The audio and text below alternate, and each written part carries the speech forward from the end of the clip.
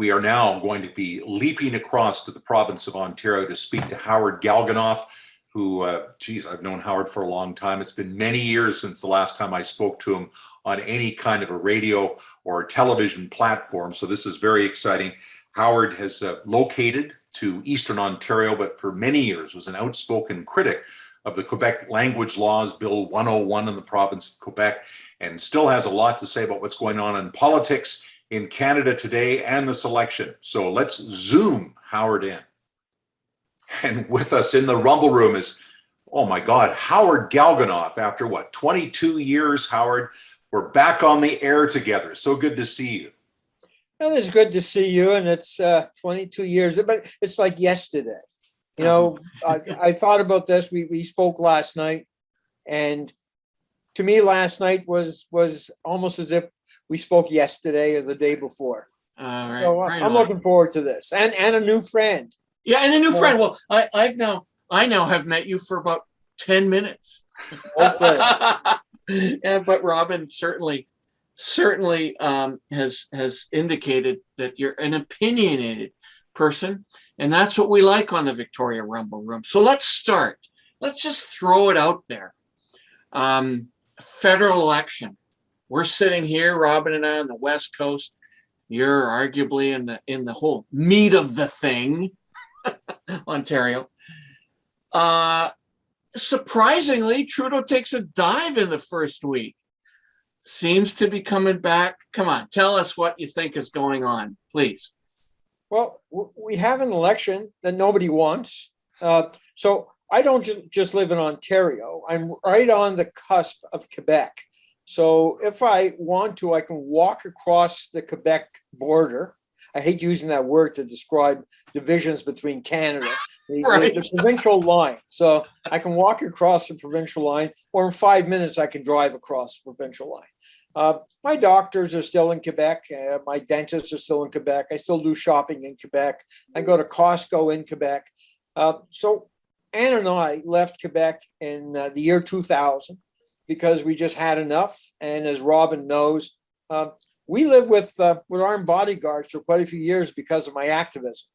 And it just became too much, and it just wasn't worth the hassle. So I have both feet still planted in Quebec and in Ontario. We live in an area that's very bilingual, more French than English, and we speak French a lot every day. So we feel comfortable where we're at. And here's the problem with Quebec. Quebec has no idea where it's at. So we have these leaders like, Yves Blanchette, who are out pounding the drum, saying the same thing they were saying 30 or 40 years ago, and nothing's ever changed. People are bored with it. So I don't know if he's going to even be able to retain the amount of members that they already have. They have 32, I think 32. I don't know if they're going to be able to keep more than a dozen or more or so. I don't know where the others are going to go because the NDP doesn't play in Quebec at all. Green Party, forget about. The Conservatives, they have, I don't know, 10 or 12, I think 10 members in Quebec. Maybe they'll gain a few. I don't know. I don't know what's going to happen in Quebec. I think a lot of people are going to stay home. Quebecers are the most exciting Canadians because of their passion. They understand their politics. They know what they want. They've got a great deal in Canada. Why buy the cow when you can get the milk for free? So there shouldn't be an election. There's no reason for it. Trudeau's making all kinds of promises that he's been making anyways for quite a while, and he hasn't delivered on any of them for Quebec.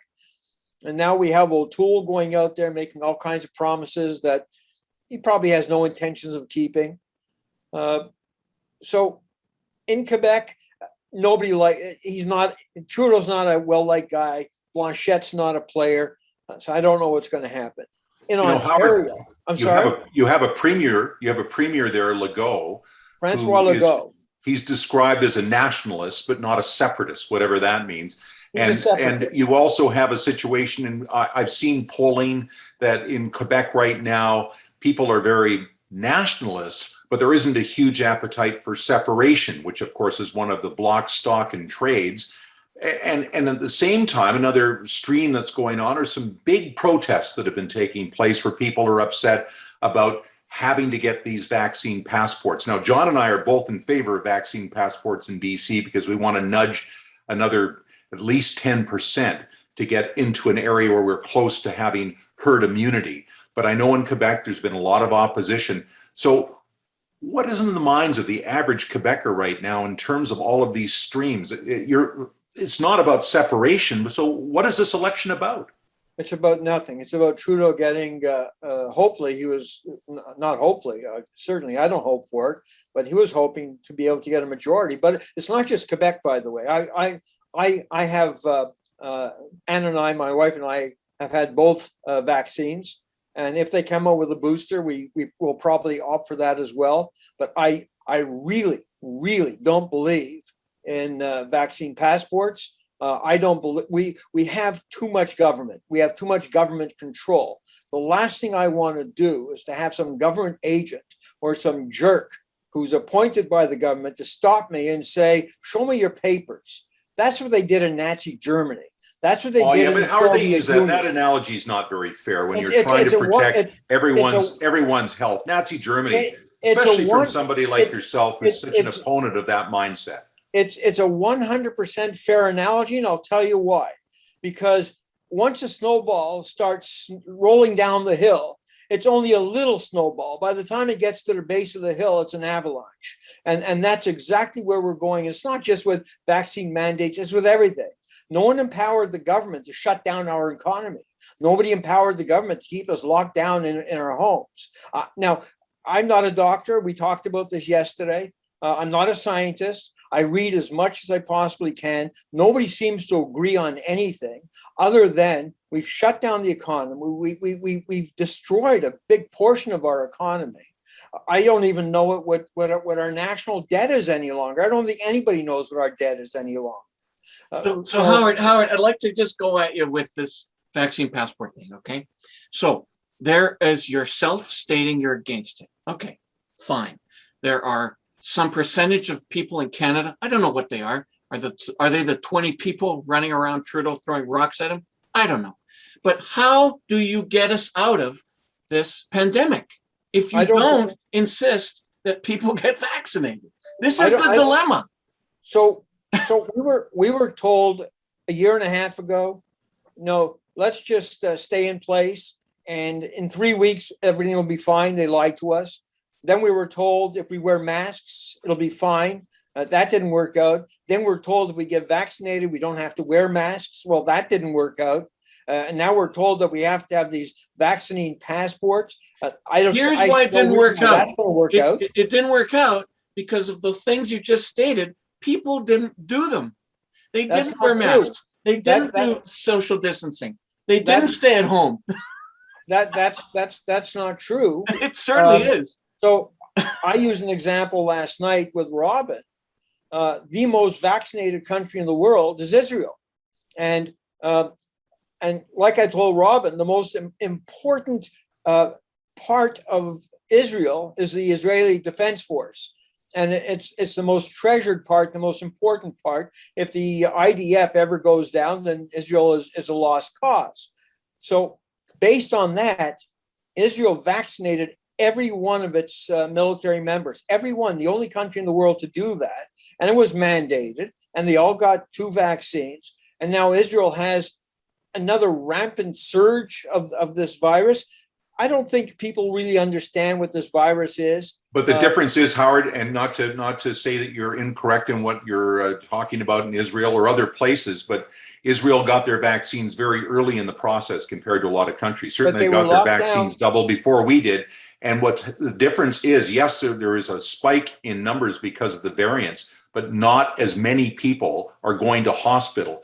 If the vast majority of people in our hospitals now that are in serious condition because of COVID are people that haven't been vaccinated. There's a few that have been vaccinated that are in hospital, but the vast majority, over 90%, are people that have not been vaccinated. So that's causing a lot of stress in our hospital system. I'm not a libertarian.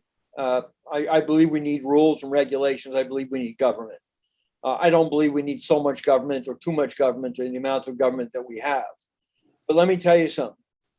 If I was worried about getting the virus, which of course I am or was, I would get vaccinated. So the promise is you get vaccinated, you're okay. Well, if you don't want to get vaccinated, I'm still okay. Well, that was the promise. So you want to get sick, it's on you. It's like the seasonal flu, which kills a lot of people as well. But isn't it? It's on all of us, though, Howard, for those people refusing to get vaccinated, and they jam up our hospitals, and it's a huge public expense. There's other people that are having trouble getting surgeries or getting treatment because the hospital beds are jammed with people with COVID. So I have friends who are in medicine, who are doctors, who work in nursing, and they're telling me that their ICU units are just jammed, and not with COVID patients. These are people who've been denied medical treatments over the last year and a half because the doctors didn't want to treat people who had things like cancer and heart disease and so many other things. Now, all of a sudden, they better be treated or they're going to die. So, look, I don't believe our government. I'm not a conspiracy theorist. I think our government will do and say whatever they want to say to get elected, stay elected. I think a lot of people like the idea, hey, look at all the control I have. Why should I give it up? I can see it in Canada, in the United States, all over the world. What's happening now in Australia is just egregious. The fact that they have the military now that are arresting people, even in their own homes, because of a violation. And people who were out surfing in the United States, whether it was in California or whatever, were ticketed because they were surfing without a mask.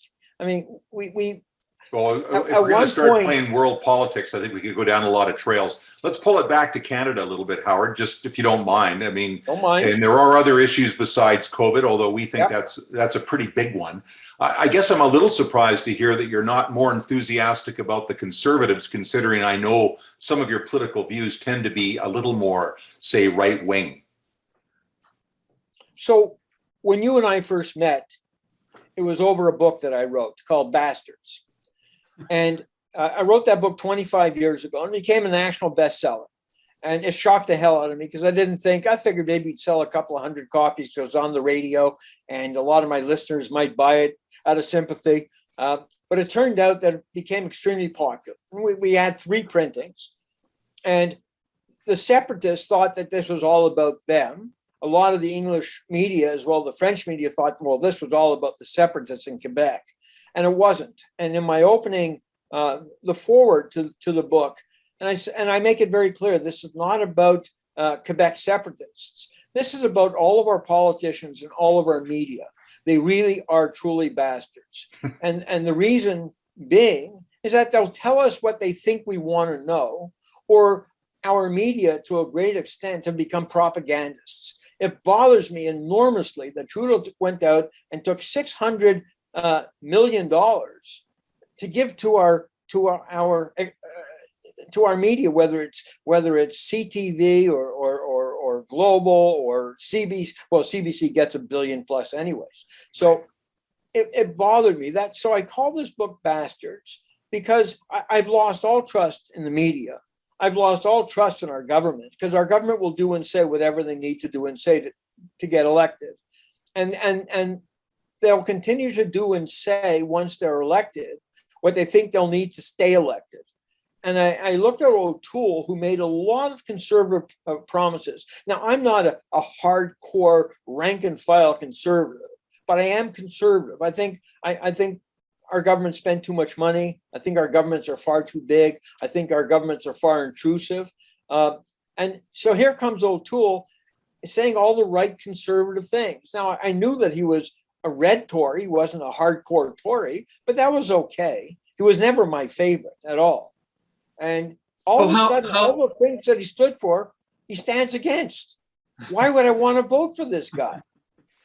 So, Howard, I just want to briefly comment on the media. Of course, we're on the media. It's just a digital media, us 3. And in fact, the feelings you have towards media are reflective of a media, historically, that's always been that way. I don't think so. Politicians always do this. Yeah, Why but- would they now change? Like, this is what, like, I'm like, what, are we surprised that people Yeah, say what they want to get voted?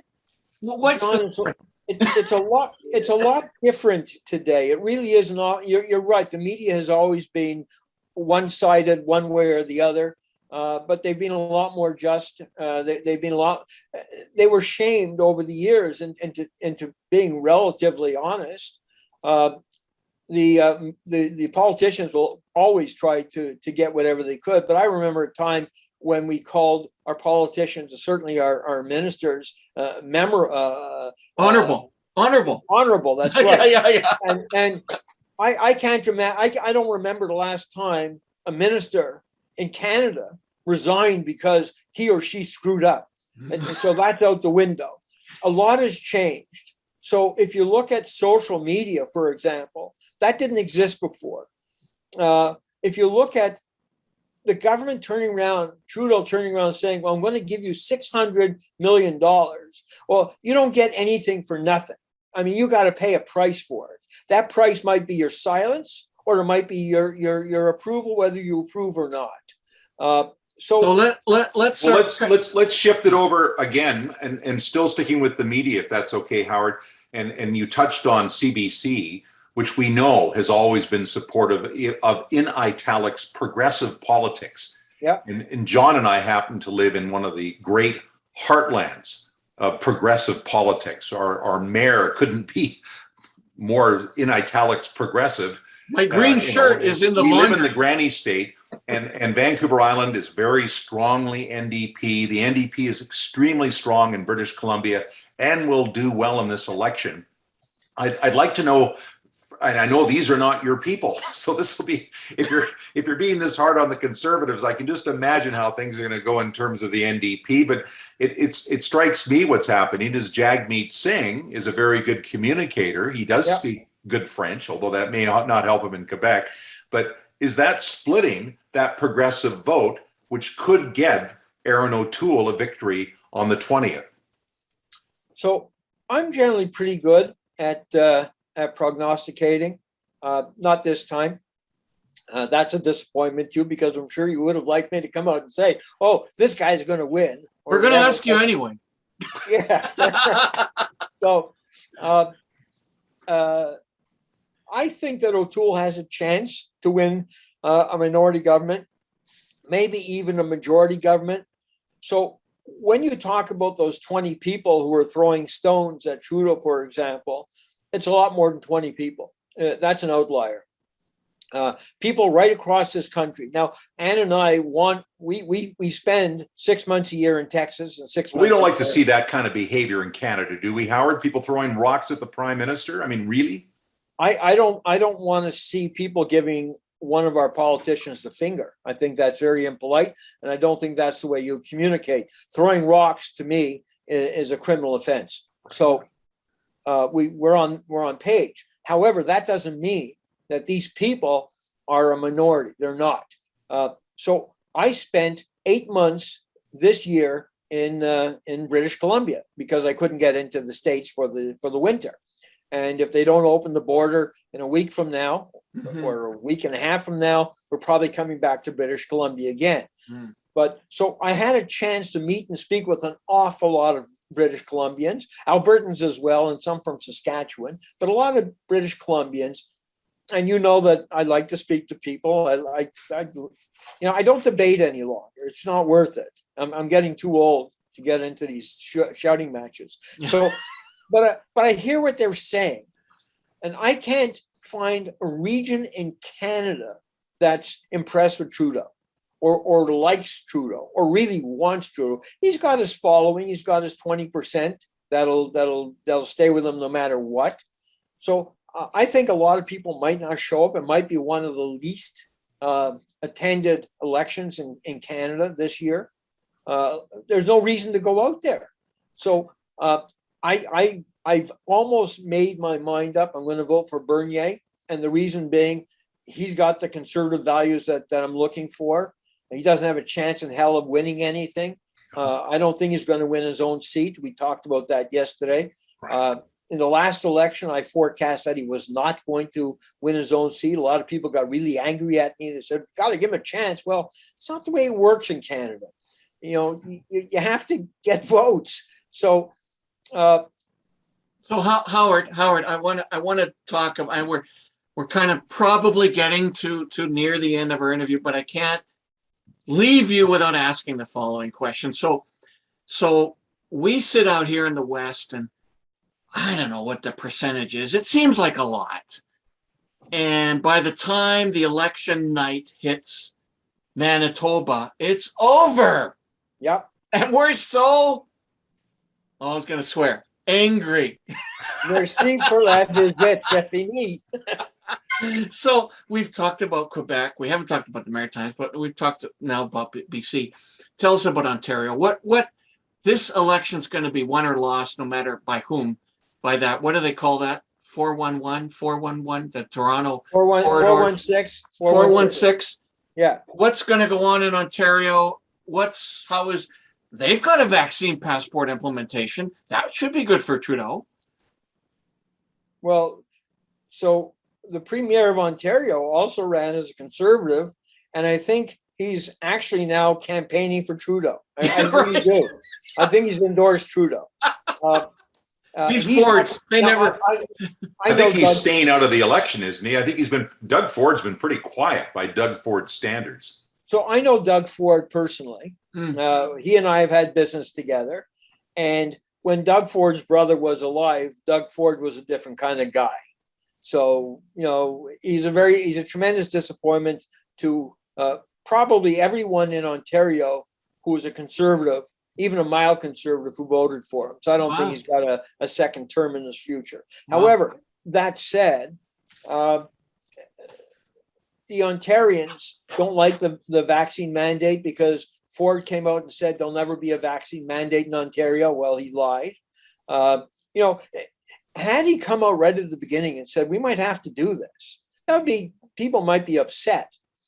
But when you say we're never going to do this, and then you do it. Yeah, I agree. This is what Trudeau did as well. We're not going to do this. Boom, we did it. We won't leave any Canadians in Afghanistan. And look at that. We don't even know how many Canadians are left in Afghanistan. Could be as many as 1,000, maybe 2,000. Who knows? Can't believe anything they say because whatever they say turns out to be inaccurate anyways. I think Ontario can go either way, by the way. So if Ontario splits a bit more for the Conservatives, which I think is a real possibility, then Trudeau loses. If Trudeau gets a minority government, I'll take that as a bit of a victory.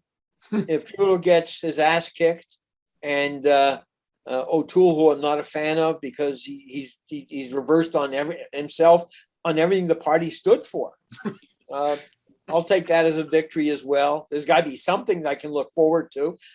And I think that's one of the biggest problems, John, with Canadian politics, is that I don't know if there's any politician that's giving any of us anything to look forward to. Wow. Okay, now I'll give you that. Yes. Great interview. Great guest. 23 years, 23 years that you've lasted. It certainly to me, it feels like yesterday because I just met him just about an hour ago. And as you could tell, there are many things I disagree with him on.